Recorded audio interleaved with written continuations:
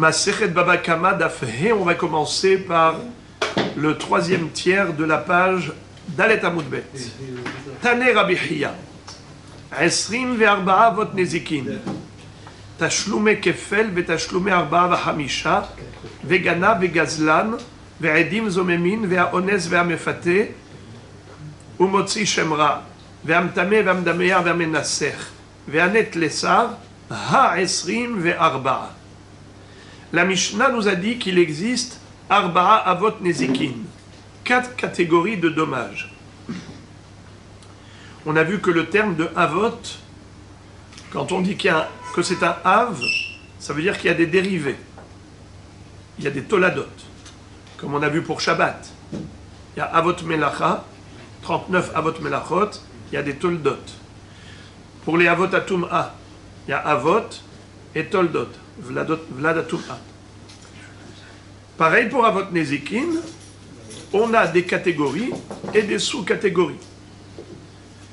Arba Avot Nezikin. Rabbi Oshaya nous a enseigné dans la Braïta qu'il y en a 13. 13 Avot Nezikin. Vous vous en souvenez? Les Arba Avot Nezikin déjà de la Mishnah, mais il rajoute encore les Arba'a Shomrim, Shomer Hinam, Shomer Sachar, Socher et Shoel, ça fait 8. Et il rajoute encore 5, ce sont les 5 indemnités à reverser à une personne qui a été agressée. L'agresseur doit à l'agressé 5 indemnités. Nezek, Tsahar, Ripouille, Shevet, Bochet. Alors on arrive à 13. Nachon, 8 et 5. Rabbi Hiya nous surprend. Rabbi Hiya, il va plus loin encore. Et il va dire que les Avot Nezikin, vous savez combien il y en a? 24. Il en rajoute encore 11. 11 catégories de dommages. Donc on a déjà les Arba Avot Nezikin de la Mishnah, plus les Arba Shomrim, plus les Hamisha Devarim que le Hovel, Bahavero, Hovel, c'est-à-dire l'agresseur physiquement, doit reverser pour indemniser l'agressé. À part ça, il lui rajoute encore, Rabbi Hiya rajoute 11. C'est lesquels? Avec les doigts, on va compter. Tane Rabbi Hiya, 24 avot nezikin. Tashlume kefel, 1. Tashlume 4 וחמישה, 2. Ganav, 3. Gazlan, 4. Edim zomemim, 5. Ones, 6. Amefate, 7. Motzi Shemra, 8. Ametame, 9. Amedamea, 10. Vermenasser, 11. Ça fait 11. Alors on a ici 11 plus 13. Vehanet Lessar, c'est quoi Vehanet Lessar? Et c'est 13. Et c'est 13. Les 13 de Rabbi Oshaya.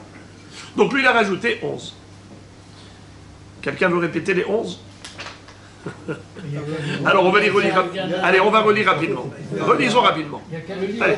Tashlume kefel, tashlume 4 וחמישה, ganav, gazlan, edim zomemim, ones, mefate, motzi shemra, metame, medamea, menaser. C'est bon? Allez, les 11, voilà les 11. Rabotaï, ça vous intéresse de connaître la traduction? Allez, on commence. Première catégorie de dommages qu'il a rajouté. Tashlume kefel. Traduction, un double tarif. Il paye double. Qui est-ce qui paye double?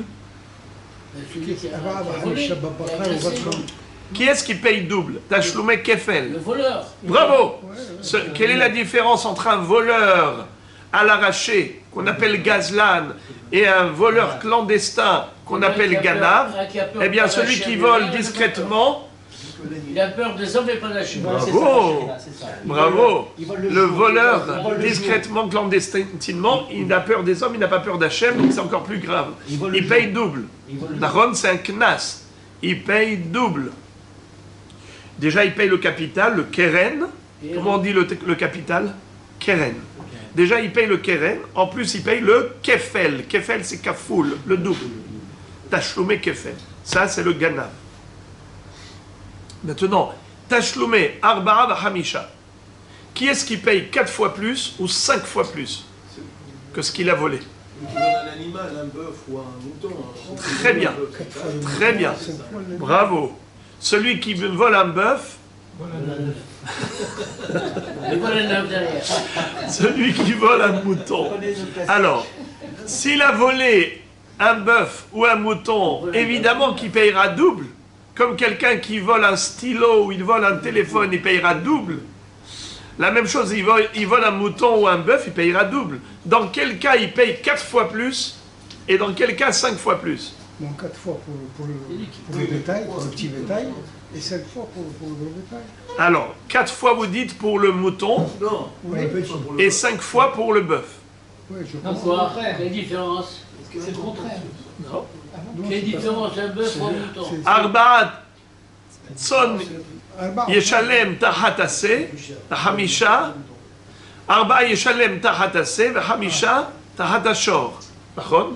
Alors les amis, aidez-moi. Dans quel cas de figure il faut payer 4 fois plus? On a dit qu'il paye double. Alors pourquoi il paye 4 fois plus? Il paye que double. Pourquoi il paye 4 fois plus? Pourquoi il paye 5 fois plus? tabac, C'est quand il n'y a plus de Oh, bravo! Tavahomachak, bravo. C'est-à-dire, si le voleur a enfoncé le clou, je vous lis le passou, Kignov ish, shor ose, utvaho omecharo, hamisha bakar yeshalem tahata shor, verba tson tahatase. Ça, c'est le passouk dans Parashat Mishpatim. Un homme qui vole un bœuf ou un mouton, un agneau, et il a égorgé, c'est-à-dire il lui a fait la shrita, o mecharo, il a vendu, hamisha bakar yeshalem tahatashor, verba tson tahatase. Il payera 5 bœufs par rapport au bœuf qu'il a volé, et il payera le prix de 4 moutons par rapport aux moutons qu'il a volés. Donc, pourquoi cette différence?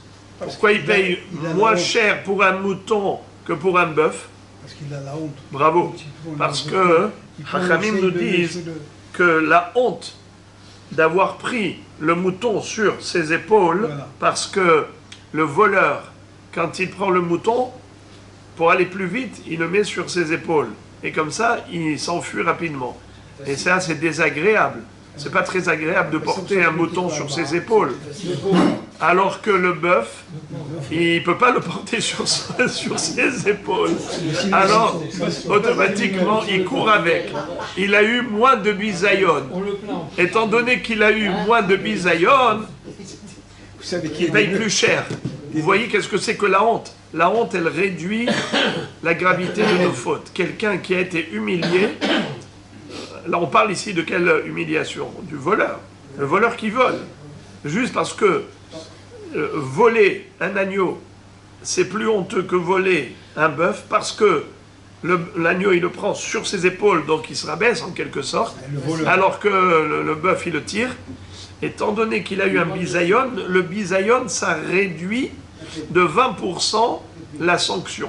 C'est extraordinaire ce que ça nous apprend comme enseignement, dans le sens où quand quelqu'un subit une humiliation, il doit remercier Akadosh Baruch Hu pour ce cadeau qui s'appelle Kaparat Avonot. C'est extraordinaire. En tout cas, c'est ce qu'on appelle Arba'a Bahamisha. Mais étant donné que Arba'a Bahamisha, c'est un knas, c'est une amende que la Torah inflige qu'en cas de shrita ou de mechira, si le voleur a fait la shrita de la bête volée, où il a vendu la bête volée, la Torah là, il a multiplié par 4 ou par 5 la sanction, c'est-à-dire le prix du capital, il sera multiplié. Ça fait partie donc des catégories de Havot. Voilà les dommages. Quand on parle qu'un homme doit reverser des indemnités à son prochain par rapport à un dommage causé, alors on te dit qu'il y a ici Tashlum et Kefel et Tashlum et Arba Vachamisha. Dans quel cas Tashlum et Kefel, les amis? Quand est-ce qu'il paye double? Quand il n'a fait que voler. Est-ce qu'il a volé en flagrant délit ou bien il a volé clandestinement? Clandestinement. Tashloumé kefel, il paye double. Tashloumé arba bahamisha, dans quel cas il paye 4 fois plus ou 5 fois plus? S'il a volé un bœuf et qu'il a soit vendu, soit fait shrita, ou il a volé un agneau, il a soit vendu, soit fait shrita. Si c'est un agneau, c'est 4 fois plus. Si c'est un bœuf, c'est 5 fois plus. Donc voilà les deux avot déjà que Rabbi Hiya a compté. Dans le cas où il a juste volé, alors dans ce cas-là, il y a deux possibilités. Soit il a volé, il a déjà, ça veut dire, il a volé, mais par exemple la bête est morte chez lui. Alors qu'est-ce qu'il va faire? Il va devoir payer de l'argent. D'accord? Il a volé, il ne va pas lui rendre une bête morte. Par exemple, elle est morte toute seule. Non, une seconde, je ne parle pas de où il a fait la shrita. Elle est morte toute seule. Qu'est-ce qu'il fait, le voleur? Il rembourse. Donc il payera le capital. Elle coûtait combien la bête? 1000 shekels. Combien il payera? 2000 shekels.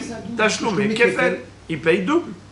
D'accord? Ça c'est au cas où la bête elle est morte d'elle-même. La bête, par exemple, est morte d'elle-même. Mais si elle est là, présente, alors il faut la rendre telle qu'elle, primo. Secondo, il rajoute le même prix. Comme ça, il payera le keren et le kefel, le capital et le double. Mais ça fait 2 fois aussi. Toujours, c'est 2 fois. Non, c'est pas 2 fois. Là. Tashloumé kefel, il doit rembourser le capital soit en nature, soit en argent, et il rajoute comme sanction, comme amende, comme knas, encore une majoration qui est le double. Mais par contre, s'il la rend lui-même, après avoir volé des regrets, il vient la rendre, ouais. Il paye 9 fois derrière. Alors on va y arriver tout de suite. Non mais s'il rend la bête, il paye une seule fois, pas deux. Alors ça dépend. On va voir tout de suite. Ça dépend. Veganav, Vegazlan. Qu'est-ce que c'est que Ganav et Gazlan?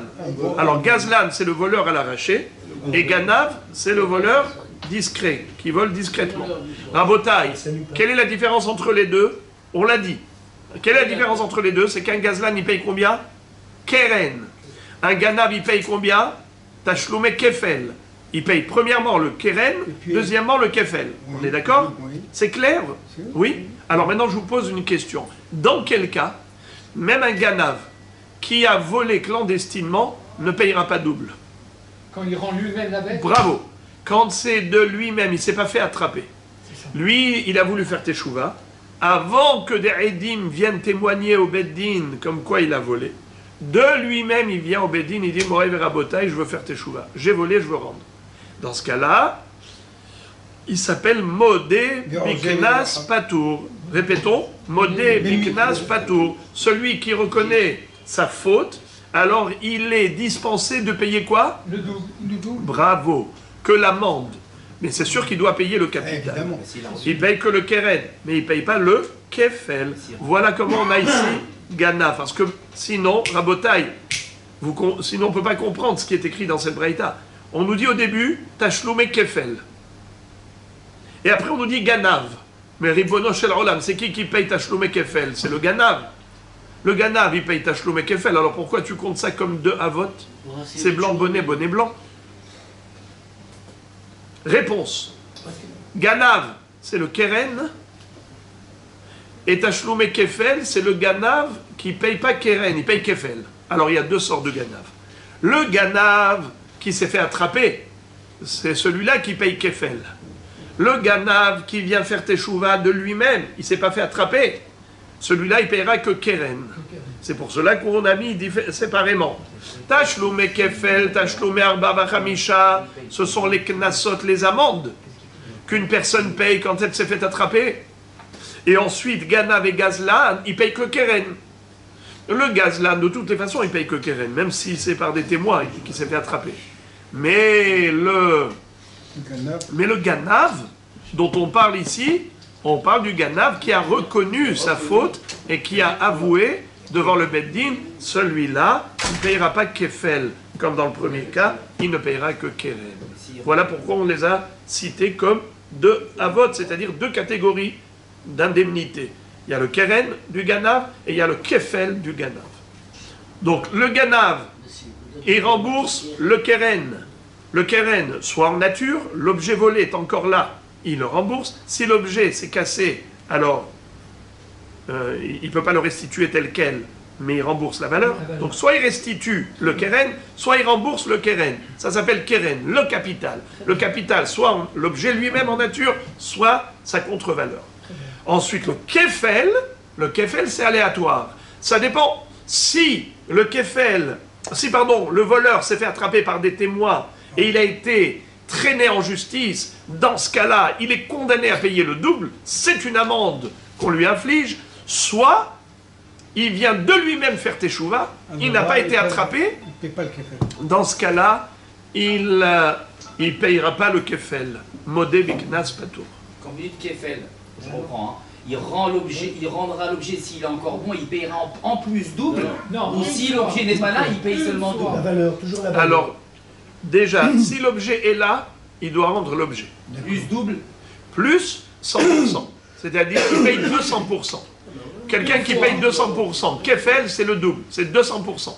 C'est-à-dire le 100% déjà, et encore 100%. Dans le sens où, si l'objet est là, donc il rend l'objet, ça s'appelle qu'il a rendu, les 100%. Si l'objet n'est pas là parce qu'il a été perdu, Donc, ce qui fait de quoi ou il est mort, ou je ne sais quoi, alors il rembourse la contre-valeur, et en plus de ça, il rajoute une amende qui s'appelle Tachloum et Kefel. Alors, c'est juste pour bien mettre au stabilo le fait que Rabbi Hiya ait parlé de Tachloum et Kefel, et il parle de Ganav. C'est quelque chose qui doit sauter aux yeux et qui doit susciter un étonnement. On ne comprend rien du tout. C'est quoi cette histoire-là? Tu me dis 24 avot nezikin, dont Tachloum et Kefel, et dont le Ganav. Mais Ganav, c'est lui qui paye Tachloum et Kefel. Et Tachloum et Kefel, c'est que le Ganav qui le paye. Alors c'est quoi ce blanc bonnet, bonnet blanc? Pourquoi tu les comptes comme deux avot? C'est pour cela que je vous fais remarquer ce que dit Rashi. Rashi dit que Ganav, c'est le Keren, car le Ganav, c'est pas toujours qui paye Kefel. Modé Biknas Patour, s'il a avoué de lui-même, faute avouée, à moitié pardonné. Maintenant, je comprends pourquoi on dit à moitié pardonné. Parce que le Kefel, il ne paye pas le Kefel, le double, il paye que la moitié du Kefel, qui est le Keren. Donc c'est à moitié pardonné, il paye que la moitié du Kefel. Mais sinon, s'il n'a pas avoué, alors en effet, il payera double, il payera le Kefel. Qui tout double, c'est la même chose. Et qui fait double. Ok les frères, Veredim Zomemin. C'est quoi Edim Zomemin? Des Edim menteurs, des faux témoins qui ont voulu condamner quelqu'un à payer injustement. Et ils se sont fait attraper comme étant des faux témoins. La Torah nous dit qu'il faut les condamner eux-mêmes à payer. Étant donné qu'ils sont condamnés à payer, ils vont payer quoi? Ce qu'ils ont voulu faire payer à l'autre.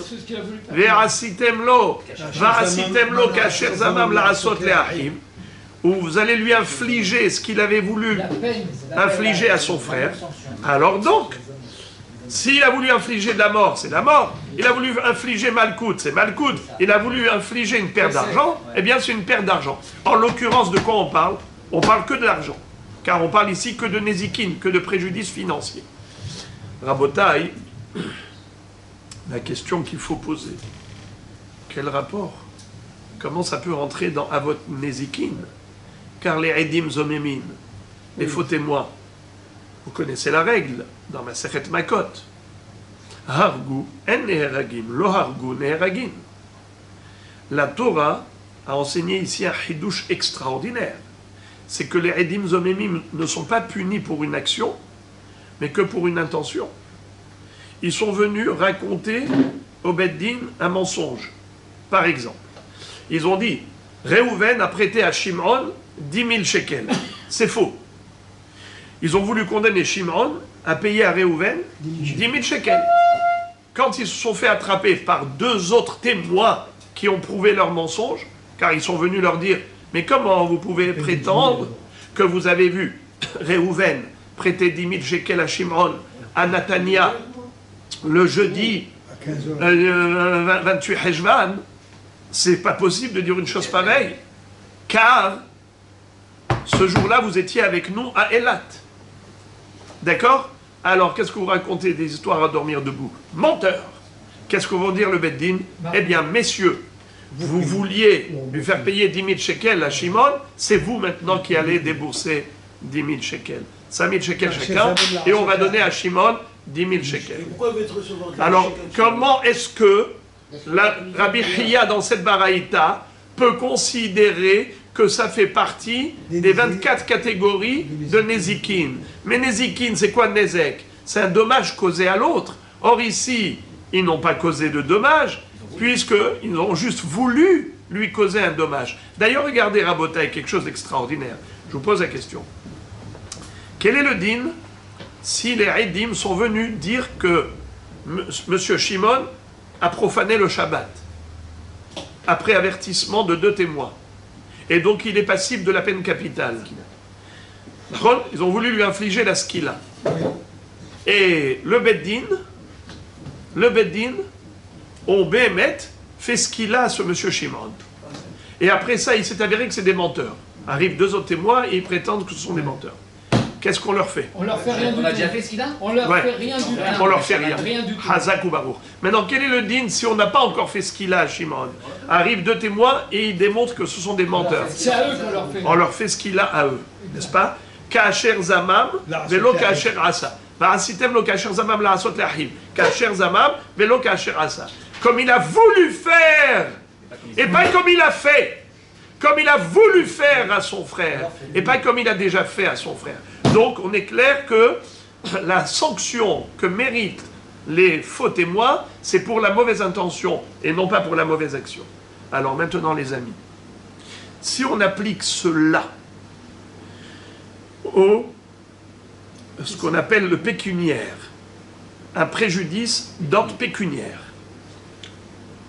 ils ont voulu condamner Shimon à payer 10 000 shekels. Ils n'ont pas encore condamné. C'est-à-dire, Shimon n'a pas encore payé 10 000 shekels à Réhouven. Ils ont voulu le condamner. Quel est le din si Shimon a déjà payé les 10 000 shekels à Réhouven? Ah, pas mal. Il a déjà payé les 10 000 shekels. Ça veut dire le Beddin l'ont condamné à payer. Et voilà qu'arrivent 2 autres témoins, ils disent menteur, menteur. Alors, alors regarde, les Eidim Zomemim sont condamnés à payer, oui ou non? Oui, Non, ça n'a rien. Très bien. Alors, votre logique Pas du tout. C'est pas du tout ça. est absolument Ça n'a rien à voir juste. avec la mort. Non, mais au niveau de la logique, je veux dire, Oui. la logique, il a une bonne logique. Oui, mais c'est pas Si ça. on applique cette règle au niveau de la mort, on applique cette règle au niveau de Malkout, pourquoi pas au niveau de La Mammon? mort, Et c'est donc, jamais eu. on appliquerait quelle règle? Quand est-ce que les faux témoins sont condamnés? Que si ils se sont fait attraper avant. Ils se sont fait attraper avant la condamnation, c'est-à-dire avant la concrétisation de la condamnation. Mais si ils se sont fait attraper qu'après, alors c'est trop tard. On va rien leur faire. Alors ici, comment on peut appeler ça dommage? Esrim verba avot nezikin. Nezikin, c'est des dommages. Mais c'est pas vrai. Le faux témoin, les Eidim Zomemim, ils n'ont pas causé de dommages, puisque justement les Eidim Zomemim ne sont condamnés que s'ils n'ont pas causé de dommages. Que s'ils sont en amont du mal qu'ils ont voulu faire, que s'ils sont au niveau de l'intention de faire du mal. Mais si on est déjà post-condamnation, si on est déjà après la concrétisation de la condamnation, alors c'est trop tard, on ne va pas les condamner. Alors comment est-ce que Rabbi Hiya a dit qu'on condamne les Eidim Zomemim à payer, et ça fait partie des Avot Nezikin? Mais Réhouven, Mais ils n'ont rien fait encore. C'était juste une intention. Ils avaient l'intention de faire du mal à Shimon. Mais ils n'ont pas encore fait du mal à Shimon. Alors comment tu peux parler de dommage? Il n'y a eu aucun dommage. Il y a une volonté d'endommager. Mais concrètement, ils n'ont pas endommagé. Alors on ne peut pas appeler ça un dommage. On peut appeler ça une volonté de dommage. Mais on ne peut pas l'appeler dommage. C'est comme ça que ça s'appelle. Mais Réhouven, Zamam, Eidim Zomemim, c'est une intention. Alors, Rabotai, la question, elle est bombardesque, mais la réponse, elle est phénoménale. Waouh! Rien que pour ça, ça valait la peine de venir aujourd'hui. Regardez Tosfot, qu'est-ce que dit Tosfot au nom de Riva. Piresh Riva, de afilu shilem al pia edim zomemim hayavim, delo shayach bemamon, kasher zamam velo kasher asa, de efshar bahazara. Riva nous dit que il y a une différence fondamentale entre le registre financier et registre Mita et Malkout. Quand est-ce qu'on dit que les Edim Zomemim ne sont pas condamnés si jamais on a déjà concrétisé la condamnation? C'est dans le cas de mort ou dans le cas de flagellation, Malkout. Mais dans l'histoire d'argent, il n'y a pas de différence. Que les Edim sont devenus Zomemim avant ou après concrétisation du verdict, eh bien, ça ne change rien. Pourquoi? Parce qu'il dit l'argent, c'est quelque chose qui est réversible. Oui. Étant donné que c'est réversible, alors on est toujours dans une situation de Kacher Zamam, et pas forcément de Kacher Asa. On ne le fait pas payer. Waouh, c'est beau ça, c'est beau. Régalez-vous les amis. Encore une fois, c'est-à-dire que quand est-ce qu'on peut parler de en amont et en aval, on peut parler de post et on peut parler de pré, c'est-à-dire avant la sanction ou après la sanction, c'est lorsque on parle d'une sanction irréversible. Comme la mort, c'est irréversible. 39 coups, ça y est, tu lui as donné. Tu ne peux plus revenir en arrière. Mais l'argent, qu'est-ce que tu as dit à Shimon? Paye à Réhouven 10 000 shekels. Il s'avère maintenant que ce sont des menteurs. C'est pas difficile. Réhouven, rends-lui les 10 000 shekels. C'est tout. Et donc, Shimon, eh bien, ça s'appelle Kacher Zamam. Pourquoi? Parce qu'étant donné que l'argent, c'est quelque chose de réversible, c'est toujours considéré Kacher Zamam. Même le cas Asher Asa, c'est pas une Asiya finale, figée. Ce n'est pas figé. Cette Asiya n'est pas figée puisque c'est amovible. C'est pas immuable. On peut ramener l'argent. Donc, puisque c'est réversible, alors on est toujours dans une situation de Kacher Zamam. mais Rav, si Shimon il donne. C'est chidouchique. C'est bombardesque. D'ailleurs, Tosfot a une deuxième chita, un deuxième tirout. Il dit on n'a pas besoin de ce tirout, il donne un autre. En tout cas, ce qui est très intéressant, c'est que c'est comme ça qu'on va comprendre comment Rabbi Hiya a introduit dans le cadre des 24 avot nezikin qu'il a énumérés, Edim Zomemim. Or, je vous ai dit, mais Edim Zomemim, c'est quoi cette histoire? Mais Edim Zomemim, c'est juste une volonté de faire du mal. C'est jamais du mal concret. C'est une volonté de faire du mal. Kacher Zamam, velo Kacher Asa. Donc ils n'ont jamais causé de dommages réellement. S'ils n'ont pas causé de dommages réellement, pourquoi tu appelles ça Nezikin, dommage? Il n'y a eu aucun dommage.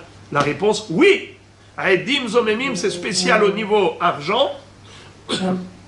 Ça s'appelle causer un dommage concret, parce que même lorsque, concrètement, le bonhomme a payé à cause des Edim Zomemim, on va leur infliger à eux le remboursement. On va les condamner à payer le même tarif. Juste que vous compreniez comment ça va se passer.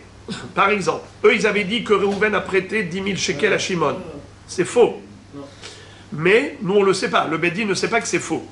Qu'est-ce qu'ils ont dit, le Beddin? Shimon rembourse 10 000 shekels à Réhouven. Ensuite arrivent deux autres Edim et ils disent au premier Edim, menteur, vous étiez avec nous à Elat alors que vous prétendez que vous avez vu Réhouven prêter de l'argent à Shimon, à Natania. C'est faux. Vous étiez vous-même ce jour-là avec nous à Elat. Alors maintenant, qu'est-ce qui s'est passé? Shimon a déjà payé les 10 000 shekels à Réhouven. Qu'est-ce qu'il va falloir faire maintenant? Deux choses. Premièrement, Réhouven rembourse à Shimon. Deuxièmement, les Edim Zomemim payent à Shimon. L'un rembourse et l'autre paye. Réhouven il rembourse parce que c'est normal.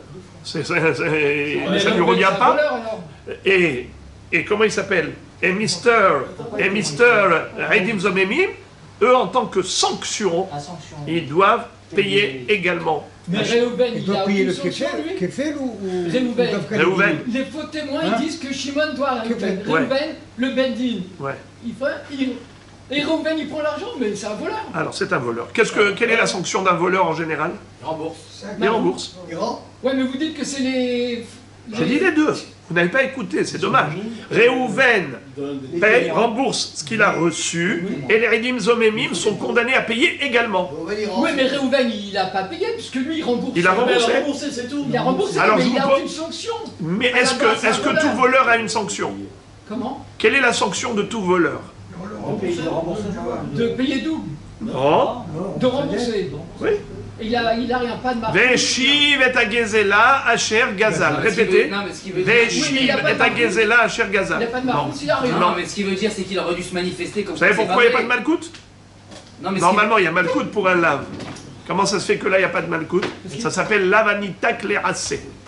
Une infraction qui est réparable par une mitzvah tarasé. Par exemple, vous voulez un exemple?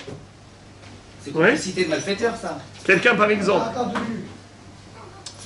Quelqu'un qui a pris la mer sur les oisillons. Il a transgressé le lotika haem à la banim. Est-ce qu'il reçoit malkout? Mais non, c'est une mitzvah. Pourquoi? Pourquoi non? Mais pourtant il a transgressé un lave, lotika haem à la banim. Pourquoi? Parce qu'il peut réparer. Comment il peut réparer? Shaleach et shalach et haem. Donc tout lave dont la Torah lui a donné une mitzvah tracée pour réparer le lave, il n'y a pas de malkout. Non, mais là, il répare. Ça s'appelle lave hanita klerasé en lokin alav. Pareil. Celui qui a volé, lotikzol, il a transgressé un lotikzol. Oui, il devrait recevoir normalement 39 coups. Oui, la Torah a donné une mitzvah tracée pour réparer. Comment? Qu'il rembourse. Mais là, c'est pas le cas. Veshiv et Agzela Asher Là, c'est le Gazal. Bedin qui lui dit de rembourser Rav. Donc il y a complicité de malfaiteur quand même. Ah, quel bédier. C'est le Bedin qui lui dit de rembourser. Et le Beddin, sur quoi il s'appuie? Sur les autres témoins qui sont arrivés. Et sur quoi s'appuie le Beddin? Sur la Torah. Oui, j'ai compris. Alors, la Torah a Mais donné- En tant que complicité, que celui-là qui a reçu l'argent, il aurait dû se manifester et dire que c'est pas vrai. C'est juste un casier judiciaire. Mais au niveau toraïque, il y a des règles. La règle, c'est que celui qui a volé à l'arraché, il rembourse, point final. Les somémimes, qui fixe le montant de ce qu'ils doivent payer? Alors, c'est relativement au montant qu'ils ont voulu condamner. Par exemple, ils ont dit, Réhouven a prêté à Shimon 10 000 shekels, alors ils sont condamnés à payer 10 000 shekels. S'ils avaient dit, Réhouven a prêté à Shimon 20 000 shekels, alors que c'est faux, ils payeront 20 000 shekels. Aller en escale, tout demander. Oui. Les frères et les amis, on continue. Veha ones. Rabotai, c'est très important ce que je viens de dire maintenant, ce tosfot là, parce qu'il nous permettra de répondre à une grande question sur Rashi plus tard. Be'ezrat Hashem, vous allez voir. Il y a une grosse question qui se posera par rapport au Edim Zomé. Aïe, aïe, aïe, aïe, aïe. Veha ones. Vers Méfaté, et le violeur, et le séducteur. Celui qui a violé une jeune fille, Nahara, ou qui a séduit une jeune fille, Nahara. Qu'est-ce qu'il doit payer 50. au papa Hamishim, en plus. 50 de la fille? Bravo, Hamishim Kesef. Ceux-là, ils doivent payer pour le dommage causé, Hamishim Kesef. Au père. Au père de la fille. Dites-moi, bon, on verra après. Il ne doit pas se marier avec elle. En plus, nous on parle maintenant de l'argent. On va avoir envie de se Au marier. Motzi Shemra. Au Motzi Shemra. Mais Les elle, elle frères. peut refuser, je crois. C'est évident. Ça c'est sûr. Elle peut refuser. Mais lui, lui, il n'a pas le choix. Et qu'est-ce que c'est que Motzi Shemra? C'est celui, Mauvaise langue. la mauvaise langue, c'est-à-dire le mari qui va attirer une calomnie sur sa jeune Kala. C'est ça. Après la première nuit du mariage, il prétend que c'est une diffamation. Il prétend qu'il n'a pas trouvé de virginité. Et comme quoi, elle a trompé pendant la période entre fiançailles et mariage. Je parle des fiançailles de l'époque où il faisait Kiddushin. C'est ça. Et 12 mois plus tard, il faisait Nisuin, c'est-à-dire la Choupa et les Sheva Brachot. Entre les deux, elle est Nahara Morassa. Et Chet Ish, elle est Nahara Morassa. Et lui, qu'est-ce qu'il fait sur Rachat? Il va chercher 2 témoins pour témoigner faire un faux témoignage, comme quoi ils l'ont vu rentrer à l'hôtel avec un autre garçon dans une chambre et ainsi de suite. Et donc lui aujourd'hui il dit voilà j'ai trouvé que... Et ensuite qu'est-ce qu'il fait le papa de la jeune fille? Il démontre que ce sont des faux témoins. Comment? Il apporte 2 autres témoins, il amène avec lui 2 autres témoins qui vont leur dire aux 2 premiers, comment vous pouvez dire que vous avez vu à l'hôtel ce jour-là rentrer dans la chambre, mais vous étiez avec nous en France, alors vous n'étiez pas Natania. Il dit pourquoi? Qui dit que c'est les 2 derniers qui sont justes et pas les 2 premiers? Vous avez raison de poser la question, mais c'est la Torah qui a dit qu'il faut croire les 2 derniers témoins. Alors, les 2 derniers, pas seulement 2 derniers, mais 2 derniers qui témoignent de la personne des 2 premiers. Parce que si c'est comme ça, votre question, elle se pose dans tous les cas de figure. Comment peut-on s'appuyer sur 2 témoins? Mais peut-être que ce sont des menteurs. Peut-être et peut-être et peut-être. Il n'y a pas de peut-être. Ils viennent, ils témoignent, la Torah dit qu'il faut leur accorder crédibilité. C'est comme ça que le père de la jeune fille va démontrer que c'était des faux témoins. Donc qu'est-ce qu'il s'appelle, ce jeune Hatan? Il s'appelle Motzi Shemra. Celui qui calomnie sa kala. Il a calomnié sa femme, comment? En disant d'elle qu'elle a trompé. Entre les fiançailles et mariage. La Torah dit, entre autres, parmi les différentes sanctions, c'est qu'il payera Me'a Kesef. Ve'anshu Oto Me'a Kesef. Il payera au père de la fille 100 Kesef. Le double de Onès, le double de Mefaté. Donc Onès c'était Hamishim, lui c'est Me'a.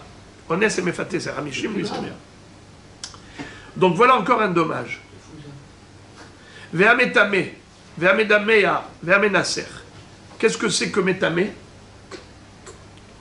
Celui qui a rendu la terouma du Kohen impure. Par exemple, cette personne était impure. Qu'est-ce qu'elle fait? Elle touche la terouma. Elle a rendu impure. Le pauvre Kohen, maintenant, il avait skin, il avait 30 kilos de terouma. Et maintenant que l'autre l'a rendu tamé, qu'est-ce qu'il peut faire avec? Rien. Que brûler. Il le fait volontairement. Il ne peut pas la vendre. Hein? Il le fait volontairement. En l'occurrence, ça ne change absolument rien, qu'il fasse volontairement ou involontairement. Non, mais si c'est pas qu'il est Hein? Ah, alors ici, on parle déjà de volontairement. Parce qu'on va voir, on verra d'après la Gemara que c'est Knas. Donc Knas, c'est pour la volonté de faire du mal. Si elle a un pied, non? La Medameya. Qui peut me traduire Medameya? Metame, c'est rendre impure la terouma. Medameya, ça veut dire quoi? Il a mélangé. Bravo. Mélanger. Alors, mélanger quoi avec quoi? La trouma avec la récolte. La trouma avec la récolte. Non, la trouma avec de la récolte. Alors, quel est le problème? C'est de maille en principe, non? Quel est le problème? Allez, dites-moi, qu'est-ce qu'il a fait de mal, le bonhomme? Il a mélangé la terouma et du houlin. D'accord? Alors, il y avait du houlin, il prend la terouma et il mélange. Par exemple, il y avait 1 kilo de terouma, il a mis dans les 30 kilos de houlin. Où est le problème? On ne parle pas de tamé. Oui, alors quel est le problème? Quel est le dommage? Où est le dommage causé? Où est le préjudice? Le préjudice c'est au propriétaire des 10 kilos. Propriétaire de? Des 10 kilos. Bravo. Celui qui avait par exemple 10 kilos de houlin, il ne peut plus les manger maintenant. Pourquoi? Parce qu'il y a quelqu'un qui est venu qui a mis dedans 1 kilo de terouma. Lui, qu'est-ce qu'il peut faire maintenant? Lui, il n'est pas Kohen, il n'a pas le droit de manger. Alors il est bloqué. Qu'est-ce qu'il peut faire? Écoutez ce qu'il peut faire. Il y a 1 kilo de terouma, il y a 10 kilos de houlin mélangés. Ça s'appelle medouma. Medouma, mélanger, Medameya, le mélangeur. Alors maintenant, qu'est-ce qu'il faut faire? Non, il prélève 1 kilo. C'est tout. Le kilo qui est écoutez, Rabotaï, ce qu'il faut faire. Il faut aller chercher Monsieur Cohen. Y a-t-il un Cohen dans la foule? Très bien. Monsieur Cohen, il n'y a que vous qui pouvez manger ce mélange. Moi, je n'ai pas le droit. Alors il lui dit, alors qu'est-ce que tu veux de moi? Tu veux m'offrir cadeau? Il lui dit, mais ça va pas. J'ai dedans mes 10 kilos. Alors regardez, 1 kilo vous revient de droit. Dans ces 11 kilos, il y a 1 kilo de terouma qui vous revient de droit. Il y a 10 kilos, c'est à moi, c'est du houlin. Je vous les vends. Il a dit, tu veux me les vendre à quel prix? Il dit, au prix du marché. Je lui dis, ça va pas. Alors je vais au marché. Pourquoi je vais acheter chez toi? Fais-moi moins cher. Si tu veux que j'achète chez toi au lieu que j'aille acheter au marché, fais-moi moins cher. Alors il est obligé de lui réduire. Il lui dit, par exemple, au lieu de 10 shekels le kilo, il lui dit, allez, 8 shekels. Donc il a perdu 2 shekels. C'est ça le dommage. Celui qui a mélangé la terouma dans le houlin, Il paye la différence. paye la différence. La réduction de prix, la réduction de valeur du houlin à cause de la terouma qu'il a mélangé dedans, c'est ça ce qu'il va devoir lui payer comme dédommagement. Hamedameya, il paye le nezek. C'est ça le nezek, c'est la réduction de valeur. La menasser. Qu'est-ce que c'est que menasser? C'est quoi? Il y a une nesser. De vin, c'est le vin qui a été... Quelqu'un qui a fait du nissour à yaïn la avodazara. Il a fait du yaïn qui était cachère, du yaïn qui est devenu assour. Parce qu'il en a fait une libation de vin de ce vin. Libation de vin pour l'idole. Étant donné qu'il a été menasser, eh bien, il est hayab de payer un dédommagement pour ce nissour yaïn. Rachi, entre parenthèses, rappelle la question de la Gemara, de par ailleurs, qui dit, mais comment ça se fait qu'ils doivent payer ce monsieur? Mais on a une règle. Quelqu'un qui a fait une avéra très grave, en même temps qu'un dommage qu'il a causé à autrui. Par exemple, quelqu'un qui a incendié le champ du voisin pendant Shabbat. Il a allumé son briquet, il a allumé le feu, il a incendié le champ du voisin. Qu'est-ce qu'il a fait? Deux choses. Premièrement, il a fait Hilul Shabbat. Deuxièmement, il a endommagé le voisin. Alors les amis, qu'est-ce qu'on lui inflige comme sanction? Que la plus forte. Que la mort par rapport au Hilul Shabbat. Mais pas l'argent par rapport au dédommagement qu'il doit à son ami. Pourquoi? Kamle Bedrabamine. C'est une règle. Tu ne lui infliges que la grave sanction et pas la petite sanction. Et l'autre mskin, il n'a que ses larmes pour pleurer. Mais en tout cas, ce qui est sûr, c'est qu'il ne payera pas. Alors comment ça se fait qu'ici, il paye le Nissour Hayaïn? Pourquoi il doit payer un dédommagement pour le Yaïn Nesser? Mais en faisant Nissour Hayaïn, qu'est-ce qu'il a fait en faisant Nissour Hayaïn? Avodazara? S'il avait Avodazara, donc déjà il est passible de la peine capitale pour la Avodazara, comment ça se fait qu'ils doivent payer un dédommagement pour le Yaïn Nesser? C'est la question. La réponse, c'est que il a soulevé d'abord le vin pour faire la libation. Au moment où il a soulevé, alors déjà, il est hayab de payer. Ensuite, il fait la libation. Ensuite, il est hayab mita pour la avodazara. Étant donné que ça arrive en deux temps, alors là, on lui inflige les deux sanctions. Quand est-ce qu'on dit kamle bedrabamine? C'est que lorsque les deux péchés, les deux avérotes, ils sont commis concomitamment. Comme celui qui allume le champ du voisin pendant Shabbat. Donc, concomitamment, il fait deux avérotes. Hilul Shabbat et le dommage. Mais là, il a fait en deux temps, donc il mérite déjà la mort pour la Avodazara, mais il mérite aussi la sanction de payer une indemnité pour le vin qu'il a endommagé. Bon, Révé Rabotai, quel est le point commun à ces trois dommages? Métamé, Médaméa, Ménasser. Métamé, rendre impur la terouma. Médaméa, mélanger la terouma avec le houlin. Ménasser, c'est la libation de vin, la avodazara, du vin de son voisin.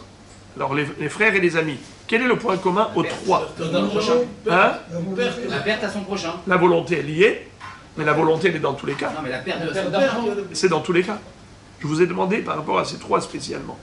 Bah c'est ça. On en a 24 des dommages. Mais je vous demande par rapport à ces trois spécialement, qu'est-ce que vous remarquez, qu'est-ce que vous observez comme spécificité à ces trois? La volonté, c'est dans tous les cas, dans les 24. Il perd d'argent. Perte d'argent, c'est dans les 24. Il y a une solution. Est-ce que c'est... Dans les 24. Répétez les trois. Métamé, Médaméa, Ménasser. La réponse, c'est que dans ces trois dommages, ce sont des dommages invisibles. C'est-à-dire que c'est pas comme dans tous les cas où il y a un préjudice physique, c'est financièrement, il a pris un objet, il a cassé. Alors, l'objet a subi une transformation physique. Visiblement, l'objet n'est plus le même. Il y avait quelque chose, il n'y a plus. Donc, tandis que là, c'est pas concret, c'est abstrait.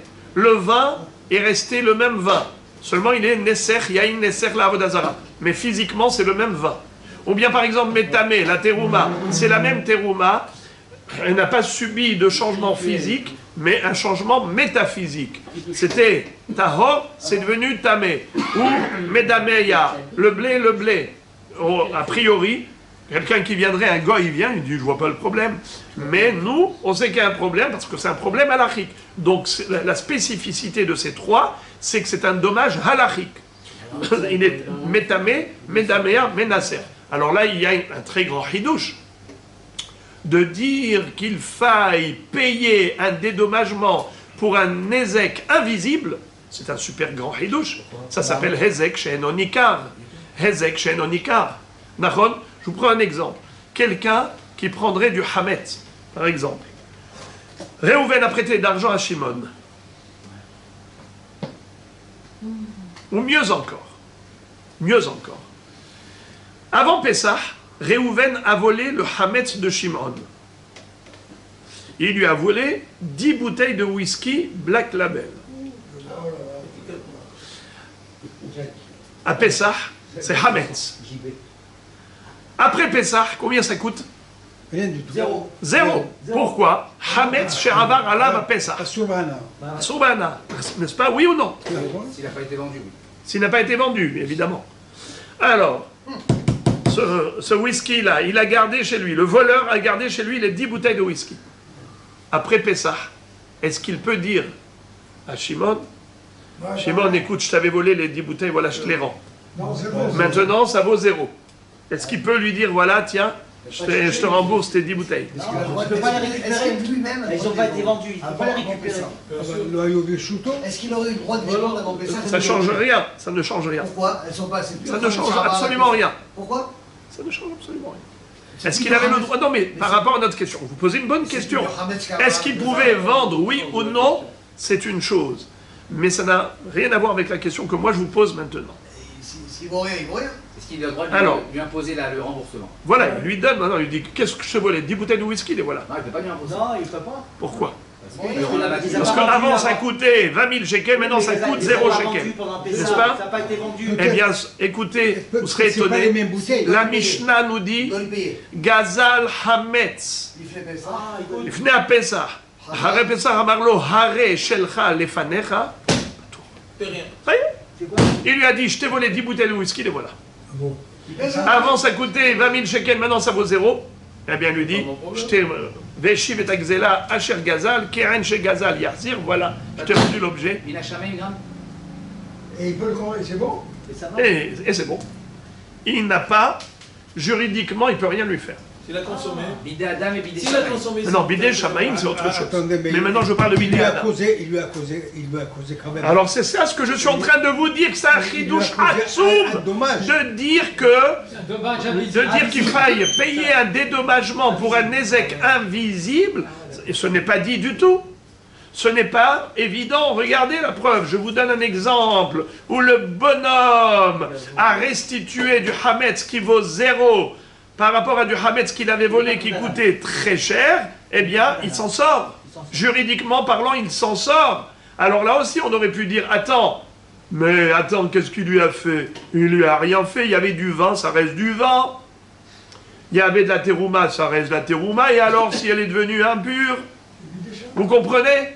Alors, comprenez le ridouche, c'est ça ce que je voudrais attirer votre attention. Simplement constater qu'il y a là une condamnation à payer pour un dommage métaphysique. Et ce n'est pas un dommage physique comme dans tous les cas de figure précédents. C'est tout. Constat. Les frères et les amis, vous savez combien? 11 plus 13 de Rabbi Oshaya? 24. Alors maintenant, la Gemara va analyser l'opinion de Rabbi Oshaya. Elle va dire, Rabbi Oshaya, pourquoi tu n'as énuméré que 13? Pourquoi tu n'as pas énuméré les 24? Rabbi Oshaya, Maïtama lotanehane. Réponse, Bemamona kamaire, Biknasa lo kamaire. C'est-à-dire, Rabbi Oshaya, lui, pourquoi il n'a pas énuméré les 11 supplémentaires? C'est parce que lui, il ne comptabilise que les mammonotes, pas les knasot. C'est-à-dire, par exemple, un voleur, on a dit il paye double. Le keren et le kefel. Comment s'appelle le keren? Mammon. Mammona. Comment s'appelle le kefel? Knassa. En français. Le capital et l'amende. La majoration, c'est toujours une amende. C'est une sanction. Mammon, ce n'est pas une sanction. Mammon, c'est un remboursement du capital, c'est normal. Tu rembourses ce que tu as volé, c'est normal. Ça s'appelle mammona. Mais quand tu dois rembourser plus que ce que tu as volé, ça s'appelle une sanction, une amende. Ça s'appelle knas, knassa. Répétons les amis. Mammona, knassa. Mammon, c'est ce qui correspond au capital. Knassa, c'est le knas, une amende. Très bien. La pénalité, une amende, ça s'appelle knas. Maintenant, Rabbi Oshaya, il a parlé que de 13 avot nezikin. On lui pose la question, pourquoi tu n'as pas dit 24 comme Rabbi Hiya?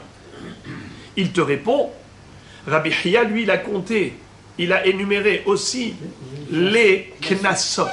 Moi, je ne voulais pas parler de knassot. Moi, je ne voulais parler que de mammonot.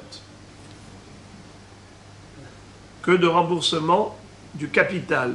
Mais lorsque la Torah condamne à payer pas seulement le capital, mais payer aussi une amende, une pénalité supplémentaire, moi, je ne parle pas de ça. Il n'a pas voulu parler de cela. Il a voulu parler que de la catégorie mammon. Et surtout, et c'est plus logique, avot nezikin. Quand on dit avot nezikin, tu payes pour le dommage, alors on parle du remboursement du dommage. Et pas une pénalité qui est hors dommage. Ça inclut quand même si... Pourquoi le knas, ça l'embête? Ça fait partie de la vie, quoi. Ça fait partie du système. Oui, mais lui, il a dit, je vous parle de 13... J'ai très bien compris. Je parle de 13 indemnités. Les indemnités font partie de ces choses-là oui, aussi. mais lui il parle d'indemnité de dédommagement. Oui. Et pas indemnité de sanction. C'est tout ce qu'il dit. Il dit, voilà, moi j'ai parlé que de la catégorie dédommagement. Et je ne parle pas de catégorie sanction. C'est clair? C'est bon ou pas? Rabbi Hiya, il a parlé de 24 parce qu'il a rajouté aussi les pénalités. Ça marche? Très bien. Alors maintenant, la Gemara va rebondir, elle va dire, ah bon? Skiose me? Ganav et Gazlan de Mamonahu litne? Ce n'est pas vrai ce que tu dis, Rabbi Oshaya. Que Rabbi Hiya n'a parlé que de pénalités. Faux. Regarde. Ganav.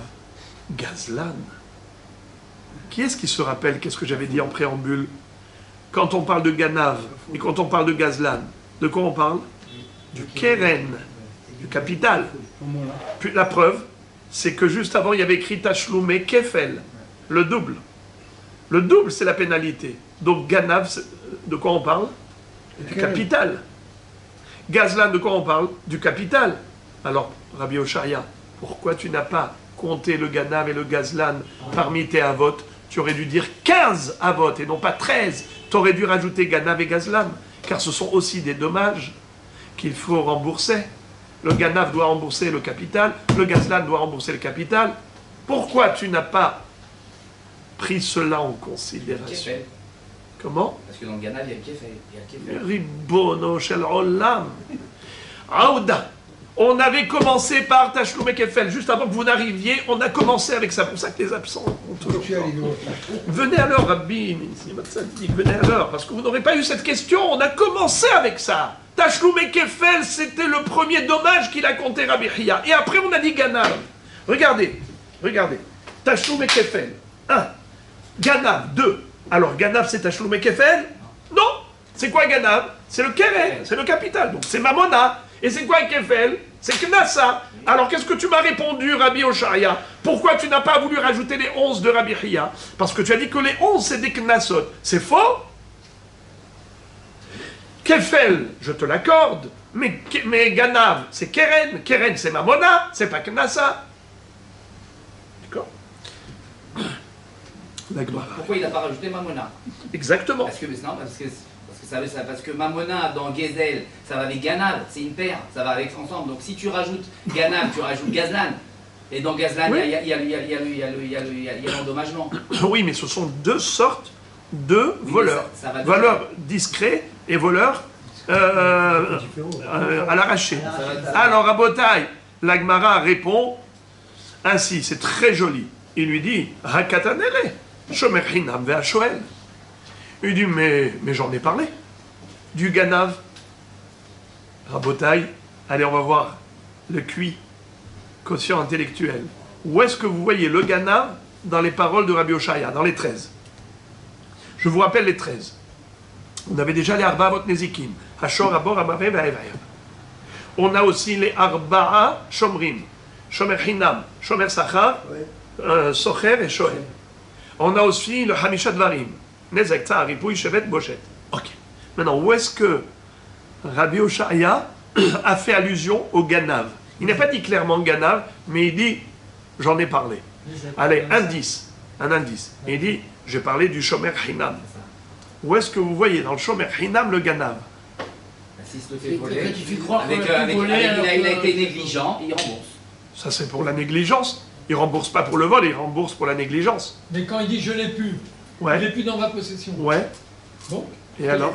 Le Le Shomer Hinam, il a dit je l'ai plus. Il peut avoir été volé, le pauvre. Peut-être qu'il y a eu un incendie, le pauvre. Et c'est peut-être le Dans vol. le- Hein? C'est le dernier. Bravo! Mais c'est ça que je voulais dire. Alors, si c'est ça ce que vous vouliez dire, bravo.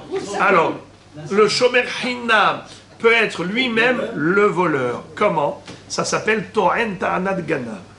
Imaginons, le Shomer Hinam prétend, lorsque le propriétaire de l'objet va le poursuivre au Beddin, il lui dit « Rends-moi mon objet que je t'ai donné à garder ». Il lui a dit « Qu'est-ce que je peux te faire ?»« On me l'a volé ».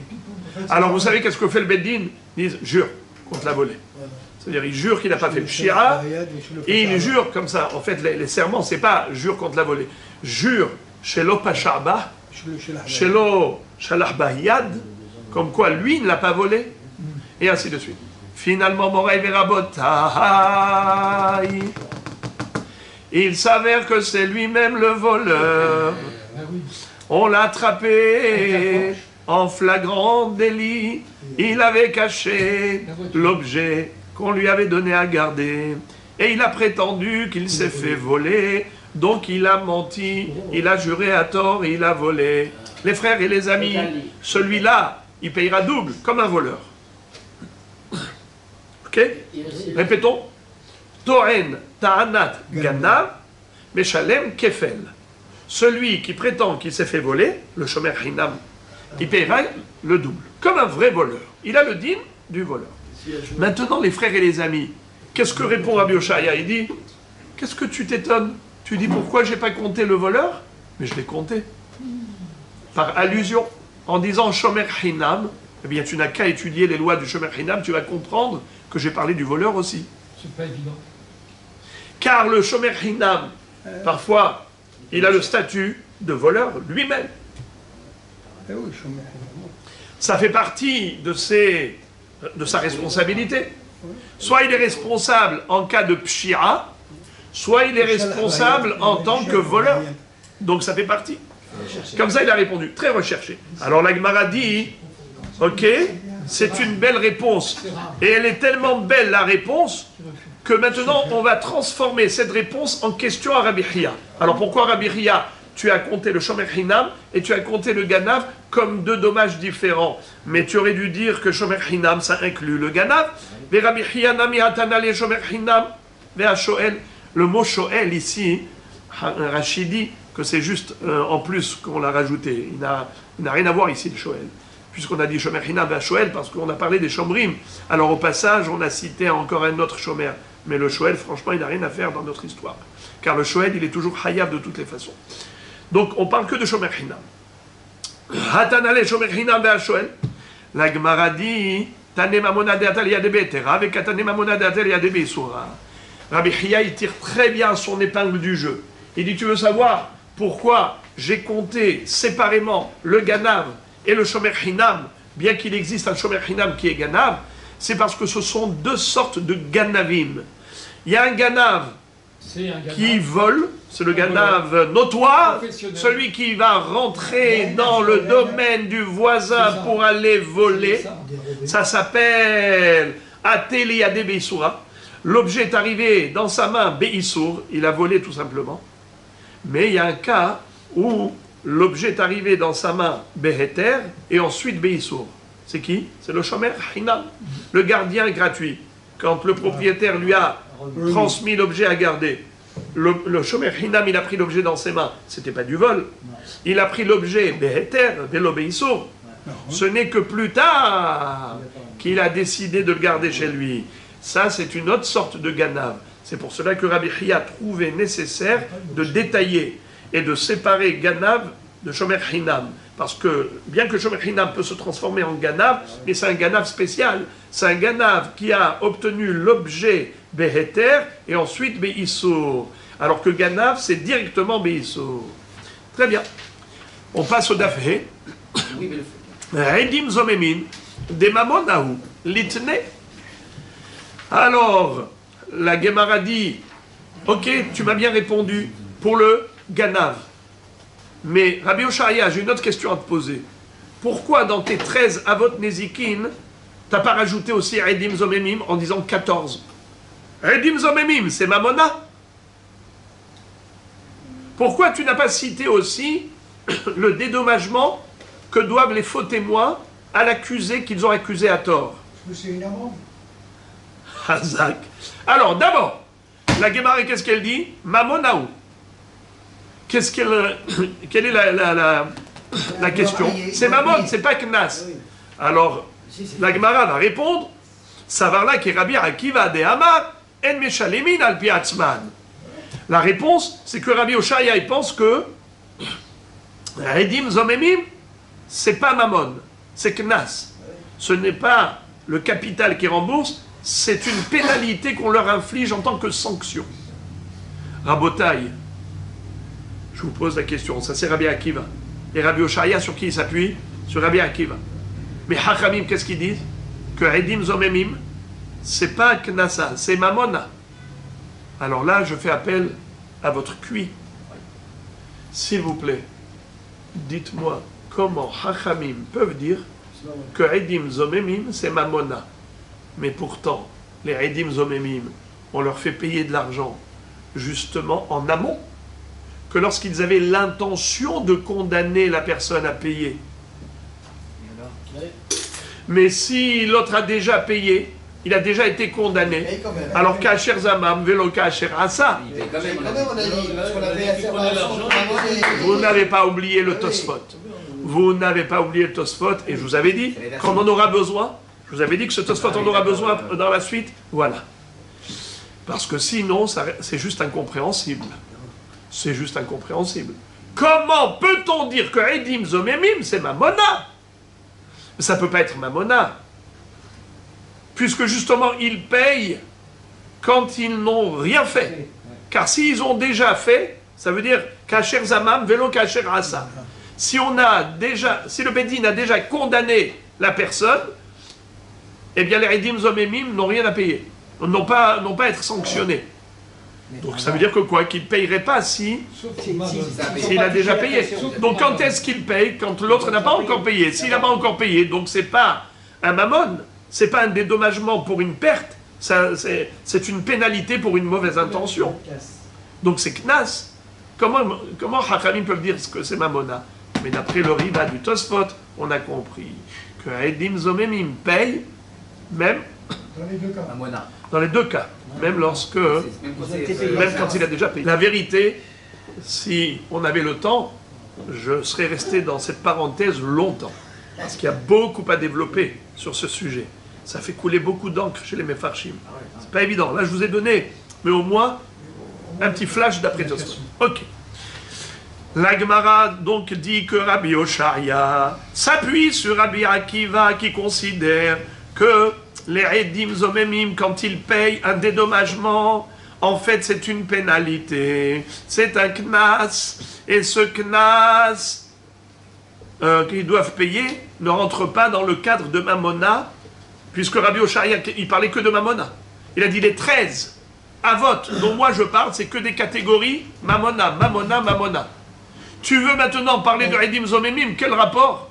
Edim Zomemim, c'est Knasa, c'est Knas. Moi je ne parle pas de Knas. Il n'y a que Rabbi Hiya qui parle des Knasot, moi je ne veux pas parler des Knasot.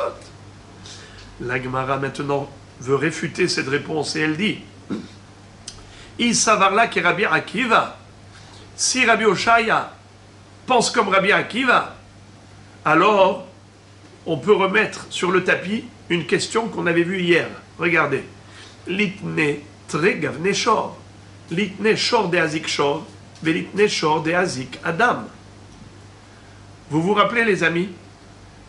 Rabbi Oshaya, on lui avait dit pourquoi tu as parlé de Adam et Adam. N'est-ce pas? Pourtant Rav avait dit Mavae c'est Adam. Adam, ça inclut le Adam pour tous les nézikines que le Adam peut commettre. Un homme peut endommager l'argent d'autrui. Il peut agresser autrui, c'est-à-dire le blesser physiquement. D'accord? Il peut faire toutes sortes de mal. N'est-ce pas?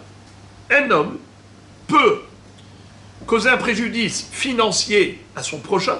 Il peut causer un préjudice physique à son prochain, n'est-ce pas? Alors, c'est pour cela que Rabbi Oshaya avait dit, je considère qu'il y a deux Adam. Adam et Adam. Il y a le Adam qui est mazik, le mammon de l'autre, et le Adam qui est mazik, le gouffre de l'autre, le corps d'autrui. Alors on lui a posé la question, mais dans ce cas-là, le shor aussi, tu devrais compter deux shors. Le shor qui a endommagé l'argent d'autrui et le shor qui a endommagé le corps d'autrui. Pourquoi tu ne les sépares pas en deux? Pourquoi tu as dit Ashor et c'est tout? Tu devrais dire shor comme ci et shor comme cela. Il a répondu, il a dit, mais quel rapport? Shor qui est mazik Adam ou shor qui est mazik Mammon, c'est toujours Nezek. Qu'est-ce que doit payer le propriétaire du shor? Toujours le capital. Il doit payer le prix du dommage, point à la ligne. Que son shor ait agressé le corps d'autrui, le voisin, ou que le shor ait endommagé la voiture de l'autre, eh bien il paye juste le prix du dommage. C'est tout, pas plus. Tandis que pour l'homme, il y a une différence. Quand il a endommagé l'argent d'autrui, les biens matériels d'autrui par exemple, il a cassé la voiture, il paye le prix de la voiture. Mais si il a endommagé le corps de l'autre, c'est-à-dire qu'il a blessé, alors il y a 5 dommages. Nezek, Tsahar, Ripoy, Shevet, Bochet. Donc voilà pourquoi il fallait les séparer, parce qu'ils n'ont pas le même din. Le din de Adam chez Izik Adam et le din de Adam chez Izik Shor, c'est pas pareil. Mais Shor chez Izik Shor ou Shor chez Izik Adam, c'est pareil. La Gemara dit, excuse me, maintenant que tu as dit que Rabbi Oshaya pense comme Rabbi Akiva, alors maintenant je vais rebondir. J'ai une kushia atomique. Dans ce cas-là, je te repose la question. Pourquoi tu n'as pas dit, pourquoi tu n'as pas compté les deux Shor? Shor chez Izik Adam et Shor chez Izik Shor. Pourquoi? Parce que selon Rabbi Akiva, ils n'ont pas le même din. Quel est le din de Shor chez Izik Shor? Les 3 premières fois. Quand un taureau encorne les 3 premières fois. Bravo! Il paye Shor Tam Hatsi Nezek. Excellent. Maintenant, un Shor Tam qui est Mazik Adam. Il encorne un être humain. Quel est le din? Non. Dommage, Nezek. Combien il paye? Un Shor qui encorne un être humain. Il paye combien? Les 3 premières fois. Alors, Mahloket. Selon Rabbi Akiva, un chidouche bombardesque, il dit Nezek Shalem. Chachamim disent non, Hatsi Nezek. Un taureau, les 3 premières fois, il est considéré shortam, peu importe s'il encorne le short du voisin ou qu'il encorne un être humain, il payera que Hatsi Nezek, la moitié du dommage, demi-tarif. Mais Rabbi Akiva dit non. C'est seulement Shor chez Izik Shor qui paye demi-tarif. Mais Shor chez Izik Adam, ce qu'on appelle Shor chez Haval Ba'adam, un taureau qui a blessé un être humain, il payera Nezek Shalem. Vous savez dans quel cas il parle, Rabbi Akiva? Il parle dans Perek HaManiach, il parle comme ça, il dit, imaginons, les deux, ils se sont battus. L'homme et le taureau. Paf, boum, paf, boum. Et finalement, résultat des courses, qu'est-ce qu'on fait? À la fin, qu'est-ce qui s'est passé? Les deux, ils sont blessés. Alors, on les amène tous au Beddin. La blessure de l'homme vis-à-vis du taureau, combien ça coûte? On a évalué. Combien? On va dire par exemple 1000 shekels. Le vétérinaire dit il en a fait pour 1000 shekels de réduction de valeur du taureau. Mais le taureau qui a encorné l'homme, combien c'était la perte de valeur? 500 shekels. Il a eu un petit bobo, 500 shekels. Ok, alors maintenant, on évalue. Donc combien il doit maintenant? Le Adam, il doit payer la différence. 500 shekels, très bien. Ok, 500 shekels, c'est bien? Ce que j'ai dit maintenant, 500 shekels, c'est juste ce que j'ai dit? Non. Et la perte... Attendez, est-ce que c'est juste?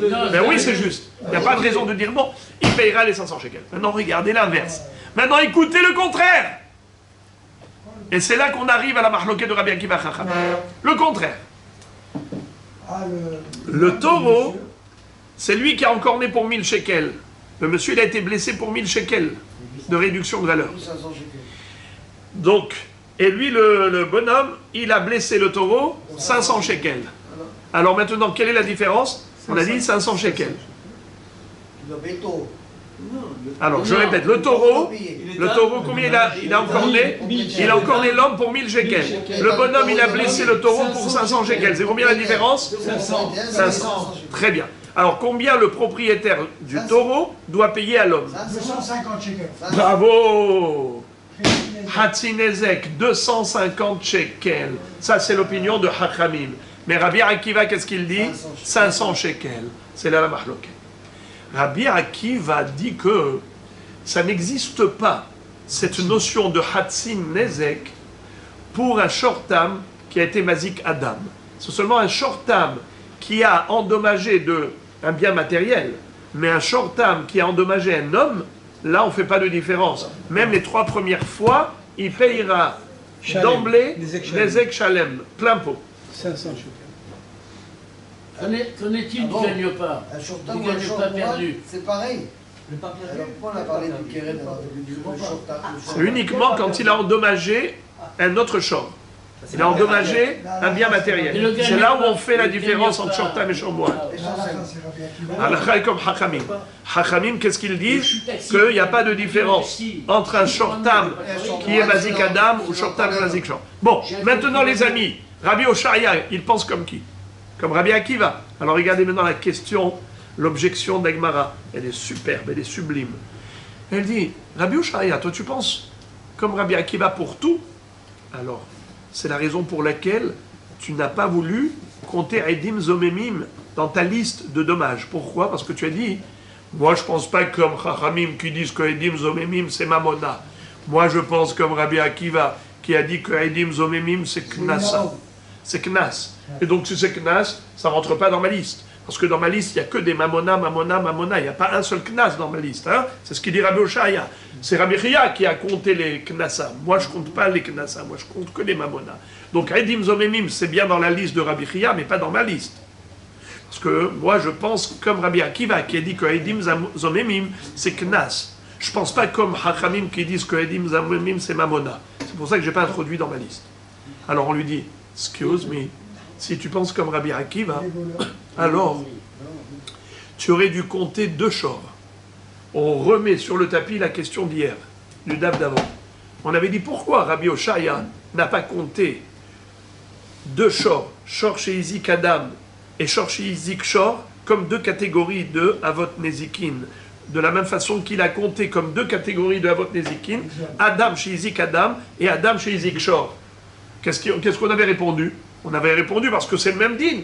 Shor chez Izik Shor ou Shor chez Izik Adam, c'est toujours Nezek. Donc il n'y a pas de différence. Pourquoi tu veux qu'il les sépare? Adam, chez Izik Adam, il paye 5 choses. Adam chez Izik Shor, il paye juste Nezek. Voilà pourquoi il fallait les séparer, parce que ça n'a pas le même din. Mais Shor chez Izik Shor et Shor chez Izik Adam, ça a exactement le même din. Pourquoi tu veux les séparer? La Gemara dit, mais oui, il faut qu'il les sépare, parce que ça n'a pas le même din. Puisque toi, Rabbi Oshaya, tu penses comme Rabbi Akiva. Selon Rabbi Akiva, un Shor qui est Mazik Adam et un Shor qui est Mazik Shor, c'est pas pareil. Car un Shor qui est Mazik Shor, il paye combien? Hatsi Nezek les 3 premières fois. Alors que Shor chez Izik Adam, d'après Rabbi Akiva, d'emblée il paye Nezek Shalem, la totalité du dommage. Donc, il y a une différence entre Shor chez Izik Adam et Shor chez Izik Shor. Pourquoi Rabbi Oshaya? Tu ne les as pas comptés comme 2 Avot Nezikin? La question revient sur le tapis. Vous voyez le serpent qui se mord la queue. Lui, Rabbi Oshaya, il a voulu tirer son épingle du jeu en disant, à propos des Eidim Zomemim, je m'appuie sur Rabbi Akiva, qui considère que Eidim Zomemim, c'est Knassa. C'est pour ça que je ne les ai pas comptés dans ma liste. Parce que moi, je ne parle pas des Knassot, je parle que de Mamona. Alors on lui dit, si tu penses comme Rabbi Akiva, alors pense comme Rabbi Akiva jusqu'au bout. Aussi, que le Shortam chez Haval Ba'adam, un Shortam qui a été Mazik l'homme, depuis le début, il paye Nezek Shalem. Alors dans ce cas-là, ça fait 2 catégories de Shor. Le Shor qui paye Hatsi Nezek et le Shor qui paye Nezek Shalem. S'il est Mazik Adam, il paye Nezek Shalem. S'il paye Mazik Mammon, il paye que Hatsi Nezek. Donc ça fait 2 catégories. Pourquoi tu ne les as pas comptés comme 2 catégories? Dans le DAF précédent, qu'est-ce qu'il avait répondu? Il avait dit, mais c'est pareil. Shor chez Zik Shor, Shor chez Zik Adam, c'est pareil, c'est Nezek. Maintenant, nous, on lui dit, c'est pas pareil. Parce qu'il y a Nezek Shalem et il y a Hatsi Nezek. Vous comprenez que le Shortam, il ne paye Hatsi Nezek que quand il a été Mazik Mammon. Mais quand il est Mazik Adam, il est considéré comme Shor Muad. Il paye Nezek Shalem d'emblée, d'après Rabbi Akiva. Alors, la réponse que va donner Rabbi Oshaya, elle est, comment l'appeler? Je ne veux pas dire complexe, mais subtile. Regardez ce qu'il va dire.